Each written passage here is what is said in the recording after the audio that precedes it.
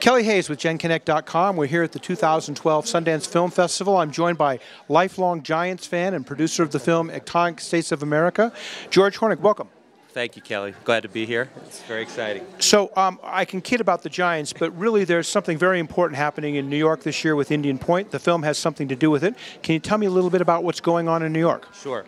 Indian Point is a nuclear reactor site, about 30 miles north of New York City, which this year, 2012, is up for relicensing. That's a 20-year decision, go or no go. These plants are about 40 years old, and so it's become very much a controversial situation. The governor has come out against relicensing, and the Nuclear Regulatory Commission has never once not relicensed a nuclear plant. So you could have a classic confrontation between the federal government and the state over these plants and the relicensing. So it's front and center. Now, the book that was written by Kelly McMaster, yes, about atomic, the film was made from, right, really wasn't about necessarily just Indian Point. It had a larger message. Is that correct? Yes. Well, it's interesting. The book was called Welcome to Shirley. Shirley is actually a town in Long Island that happened to, unfortunately, have been adjacent to the Brookhaven National Laboratory, where our government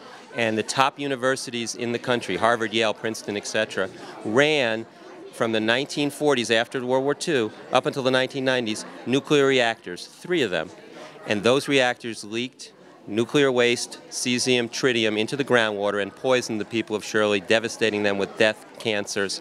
Just unbelievable. And this is a memoir of Kelly's growing up in that town and losing so many friends and loved ones in the process. So the Kelly McMaster book tells the tale of the town of Shirley, but I understand that the film goes to great pains to just lay out facts and let people make up their own mind. Is that correct? Yes, it is. The story unfolds in series of vignettes of people who really have been involved deeply in the nuclear power issue. Local people, government agencies and the regulators, scientists. So we've tried to present all sides of the issues. And what you'll find in this movie is you will find very articulate people across all the spectrum. And some of them are articulate very much against nuclear power. And there are some who are extremely articulate. I take, for example, former Governor Christie Whitman, who and former head of the EPA, who is extremely articulate and very pro-nuclear power.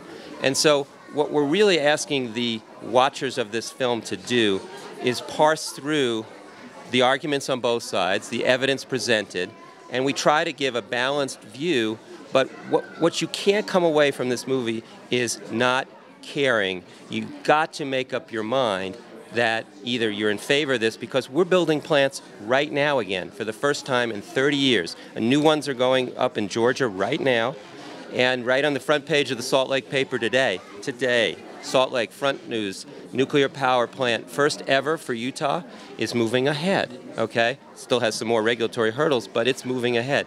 So this is real live stuff, and we have to decide as a people, are we going to be in favor of this or not, and speak up. Tell your representatives in Congress, yay or nay on this, because it's going to affect all of us. Terrific. Well, George, first of all, congratulations on the film. Congratulations on it being entered into the competition here at Sundance.